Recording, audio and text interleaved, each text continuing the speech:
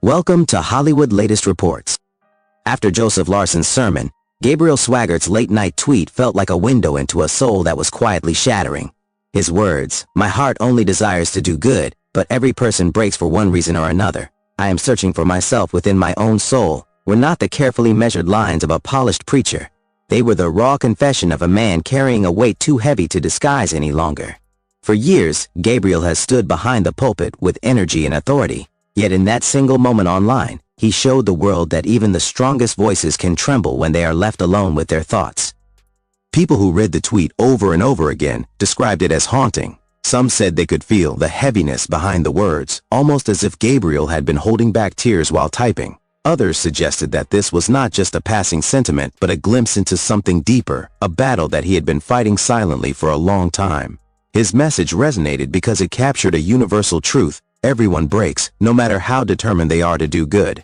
That honesty made people stop scrolling, pause, and reflect on their own lives. The timing of his post only added to its weight. It came just hours after Joseph Larson's powerful message at Family Worship Center, where Larson spoke about the hidden burdens leaders carry and the unseen cracks behind strong appearances. Many in the congregation whispered afterward that those words seemed directed at Gabriel himself. They noticed how his expression grew heavier as the sermon went on, how he shifted in his seat, how his usual light seemed dimmed. For those who were present, the later tweet only confirmed what their hearts had already sensed, that Gabriel was not okay. Fans immediately flooded social media with prayers, encouragement, and emotional reactions. Some admitted they cried while reading his words. Others said they had never related to him more deeply than they did in that moment. One supporter wrote, "Tonight Gabriel was not just a preacher, he was one of us. His brokenness is our brokenness." Another commented, "I always thought of him as untouchable, but seeing him like this makes me love him even more. He's real." The collective response turned the tweet into more than just a personal expression. It became a shared moment of vulnerability between Gabriel and his followers. What made this confession even more striking was the legacy Gabriel carries. As the grandson of Jimmy Swaggart and the son of Donnie Swaggart, he has lived under the glare of expectations all his life.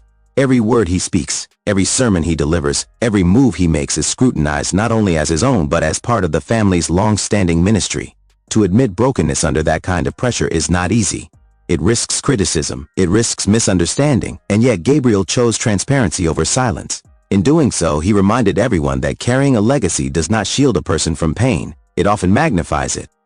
Observers also noticed that after posting, Gabriel went silent. He did not explain his words, did not defend them, did not elaborate further.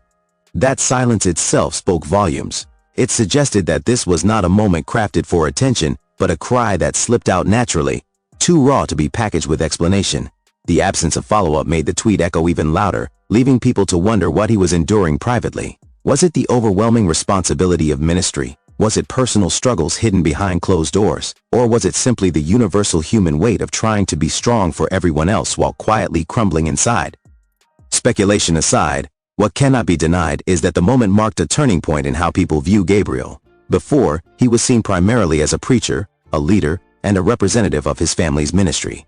After the tweet, he was seen as a human being, a man searching for himself in the middle of his own battles. That shift in perception brought him closer to people than countless sermons ever could. It built a bridge of empathy, showing that his struggles mirror those of his audience. Behind the scenes, those close to the Swaggart family spoke of Gabriel's consistent dedication, his refusal to let down the expectations placed on him, and the quiet weight that comes with such devotion. They described him as someone who rarely lets others see him falter, which made his public admission all the more significant. It was as if the mask slipped, revealing the vulnerable soul behind the confident smile. His words, "I am searching for myself within my own soul," captured the essence of that vulnerability. They painted a picture of a man not lost in faith but lost in the noise of expectations, seeking a return to the simplicity of his heart's true desire, to do good. The days following the tweet were filled with discussions not only among fans but also in wider church circles. Pastors and believers debated what it means for leaders to admit weakness. Some praised Gabriel for his honesty, saying it set an example of humility. Others worried it might be seen as a sign of instability. But perhaps the greatest lesson was not about perception at all, it was about truth. By revealing his brokenness, Gabriel showed that faith does not eliminate pain, and ministry does not erase humanity. Instead, True strength is found in admitting when the heart is heavy. Many drew parallels to biblical figures who also confessed moments of despair. They recalled how David poured out his sorrow in the Psalms, how Elijah collapsed under the weight of his calling, how even Christ wept before the cross. In that context, Gabriel's tweet became more than personal, it became spiritual. It echoed the age-old reminder that even those chosen to lead are not exempt from suffering. Their tears are not a contradiction to their calling but a testament to it. As the online conversation continued, something remarkable happened. People who were themselves silently struggling began to open up. Inspired by Gabriel's honesty, they shared their own stories of brokenness, their own nights of searching, their own hearts weighed down by life's disappointments. In this way, his single message became a catalyst for healing in others. What began as one man's confession turned into a collective release, proving that vulnerability can be contagious in the most beautiful way. To this day, Gabriel has not deleted the tweet. It remains as a quiet reminder that sometimes the most powerful sermons are not preached behind a pulpit, but written in trembling words late at night. The image of him searching within his own soul continues to linger in the minds of his followers, a picture of honesty in a world too often obsessed with appearances. His brokenness, paradoxically, has made him stronger in the eyes of many, because it has made him real. And maybe that is the lesson hidden within Joseph Larson's words, Gabriel's reaction, and the tweet that shook his followers. Strength is not the absence of breaking, it is the courage to admit when you have broken. Gabriel Swaggart's moment of vulnerability proved that even leaders are human, and sometimes it is in their humanity that we find the deepest connection.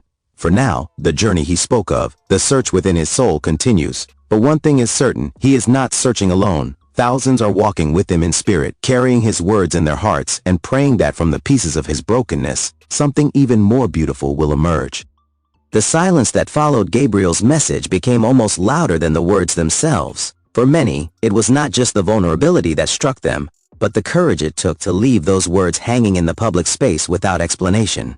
In today's world, leaders often rush to clarify, to defend, or to soften their raw emotions. Gabriel did none of those things. He let his statement breathe on its own, leaving people to sit with the depth of what he had said. That decision alone revealed something about his state of mind. He was not looking for approval, not searching for applause, not even asking for sympathy. He was simply being. And sometimes being is the hardest thing of all. Within the Swaggart family circle, whispers grew about how unusual such transparency was. The family has long maintained a public image of faith, resilience, and ministry. And while challenges have always been part of their history, rarely does someone from within speak so openly about being broken. Close family friends described Gabriel as deeply reflective in the days that followed, less talkative, more withdrawn, as though he was genuinely wrestling with his place not just in ministry, but in life itself. For some, it felt as though Joseph Larson's sermon had peeled back a layer Gabriel could no longer ignore. In conversations online, fans continued to speculate about what might have triggered the tweet. Some argued that it was the crushing weight of expectations. Others believed it was more personal, perhaps a spiritual struggle or a crisis of identity. Still others wondered if it was simply exhaustion, a man worn down by years of carrying others while never being able to set down his own burdens. Whatever the cause, people agreed on one thing: the words were too real to be ignored. What many failed to notice, however, was the hidden beauty in Gabriel's confession. To admit that his heart only wanted to do good was not a statement of despair, it was a declaration of purpose. Even in the middle of brokenness, his desire to live rightly and serve others remained. That longing is what separated his words from defeat. It was not a cry of surrender, it was a cry for clarity, for rediscovery, for a return to the core of who he was. In a way, it was less about being lost and more about being willing to search, and that willingness itself held hope.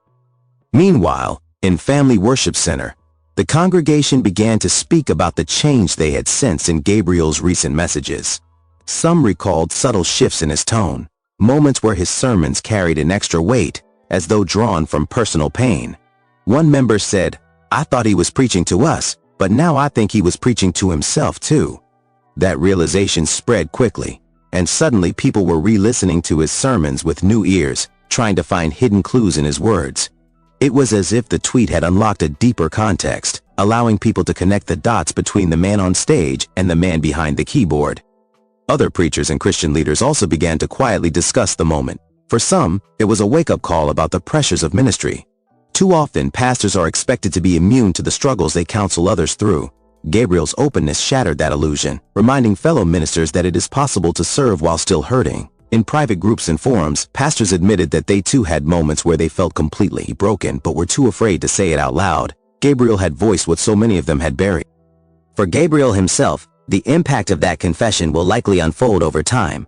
Brokenness, after all, is not something that resolves overnight. It is a journey, often long, often painful, but also often the very path that leads to deeper strength. The idea of searching for myself within my own soul suggests that Gabriel is embarking on a season of self-reflection, one where he may need to step back, breathe, and rediscover the parts of himself that ministry, expectation, and time have obscured.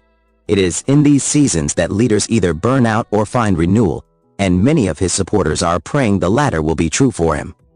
Interestingly, some fans began to see parallels between Gabriel's words and larger struggles in society. They argued that his confession touched on something far beyond the walls of Family Worship Center. In a world filled with broken systems, broken relationships, and broken hearts, Gabriel's honesty mirrored the collective state of humanity. Everyone, in one way or another, is searching for themselves within their own soul.